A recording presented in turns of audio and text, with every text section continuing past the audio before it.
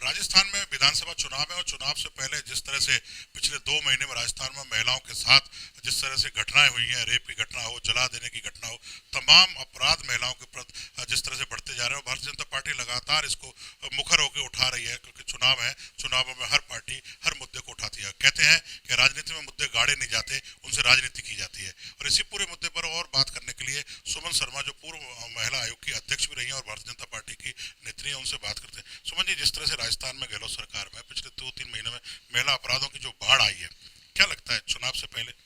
देखिए, चुनाव से पहले की बात नहीं है। अगर मैं आपको याद दिलाऊं कि भारतीय जनता पार्टी जब शासन में थी तो विमेन एट्रोसिटीज़ में राजस्थान 2018 का रिकॉर्ड मैं आपको बता रही हूँ कि उस समय हम लोग 5 नंबर पे ले गए थे विमेन एट्रोसिटीज़ में। हमें राजस्थान बीमारू मिला था, महिला एट्रोसिटीज़ में नंबर 1 पे आ गया था, उसको हम लोग 5 पे ले जाके छोड़े थे। और आज शुरुआती दिनों से ही मैं सरकार के आते ही इतने शुभ चरण हमारे कांग्रेस की सरकार की पड़ी कि आते ही जिस प्रकार से महिलाओं को टारगेट किया गया, नॉट है कि अभी चुनाव आ गया है तो अब हम आपको बता रहे हैं, एक दिन भी हम चैन से नहीं बैठे। महिलाओं के साथ प्रतिदिन, प्रति मिनट, प्रति घंटा महिलाओं के साथ बलात्कार हुआ है, बच्चियों के साथ बलात्कार हुआ।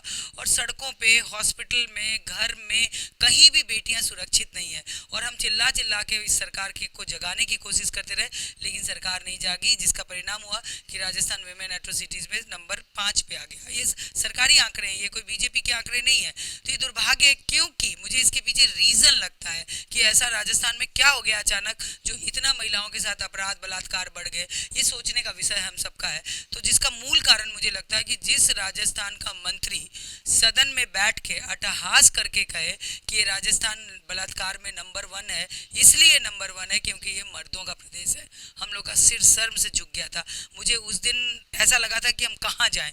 और मैं ये उम्मीद कर रही थी गहलोत साहब से कि वो अपने इस बदतमीज मंत्री को बर्खास्त करेंगे और एक संदेश देंगे कि इस प्रकार के लोग कतई बर्दाश्त। लेकिन मुख्यमंत्री जी ने उनके साथ कोई कार्रवाई नहीं की, उनको और अधिक मजबूत किया, गले लगा के और आगे बढ़ रहे हैं। तो ये एक संदेश गया राजस्थान के विधानसभा के पटल पे कि यहाँ कुछ भी कर लो, कुछ होने वाला नहीं है। सैया भये कोतवाल, अब डर काहे का। जब हमारा मंत्री ऐसे कर रहा है तो अपराधी का मनोबल बढ़ गया। हर जगह बच्चियों को टारगेट करके, चूंकि सॉफ्ट टारगेट होती हैं, उनके साथ करते हैं। भट्टी कांड कभी दिल्ली में हमने सुना था, नैना साहनी का कांड था, वो राजस्थान के भीलवाड़ा में हमने देखा किस तरह बेटी के टुकड़े टुकड़े करके जलाया गया और उसके बाद उसको कुएं में फेंक दिया गया। अब इतने रूह कांपते हैं। किस तरह से आप अगर थाना गाजी को याद करें, थाना गाजी में पति पत्नी के सामने ही दोनों को नग्न करके किस तरह रेप किया गया और उसके वीडियो को वायरल किया गया, फिर भी सरकार कुछ नहीं करती है। सरकार पीठ ठोकती है। और इसके बाद इससे आगे प्रियंका और राहुल आते हैं तो इन बहू बेटियों के परिवार से मिलना भी उनके लिए गवारा नहीं होता है। वो शेर को और बाघों को देखने तो ज़रूर जाती हैं और बहुत सारी जगह घूमती हैं, लेकिन इन परिवारों के लिए 2 शब्द नहीं बोलती हैं। वो कहती है मैं लड़ सकती हूँ। मैं उनसे पूछना चाहती हूँ, लड़की हूँ, लड़ सकती हूँ, क्या राजस्थान की बेटियों के लिए आप नहीं लड़ सकती? राजस्थान की बेटियों ने क्या अपराध किया है जो आप इन बेटियों को किसके हवाले आपने छोड़ दिया? आप अपने मुख्यमंत्री जी से सवाल नहीं कर सकती हैं कि राजस्थान की बेटियों को सुरक्षा मिले? दूसरा, जिस तरह से जब अलवर का कांड हुआ था, एक प्रेमी प्रेम का जा रहे थे, उसके बाद गहलोत की तरफ से एक मैसेज आया था कि जिले में महिला अपराध रोकने के लिए हर एक डेस्क बनाई जाएगी और उसमें एक DYSP रैंक के अधिकारी को बिठाया गया। कई जिले ऐसे हैं वहाँ पोस्ट खाली हैं, जहाँ बैठे हैं वहाँ काम नहीं हो रहा। देखिए, गहलोत साहब ने 2 थाने खोल दिया, उसके बाद ही अलवर में वहीं पे कुछ समय के बाद भी एक मूक बधिर बच्ची की कहानी आप लोगों ने सुनी होगी, किस प्रकार उसको रेप किया गया और किस प्रकार उसके लिए कहानी बनाई गई। और अभी थोड़े दिन पहले भी गहलोत साहब के अधिकारी, पुलिस प्रशासन भी उनकी ही भाषा बोलता है।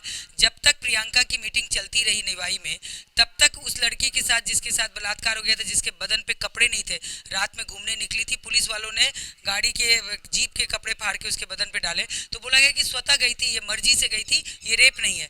5 बजे वो जब प्रियंका रवाना हो जाती हैं तब DIG लांबा कहते हैं कि उसके साथ गैंग रेप हुआ।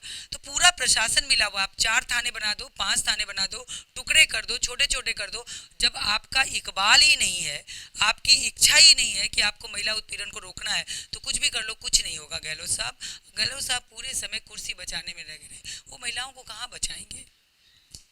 तो ये थी महिला आयोग के पूर्व अध्यक्ष सुमन शर्मा जी। इन्होंने बताया कि राजस्थान में जिस तरह से अपराध बढ़े हैं, गहलोत साहब कुर्सी बचाने में लगे रहे, तो महिला कैसे बचेंगे। और वास्तव में महिला अपराध में अभी पिछले 2 महीने में जो बाढ़ राजस्थान में आई है वो चिंता का विषय जरूर है और सरकार को इस पर चिंता करनी भी चाहिए।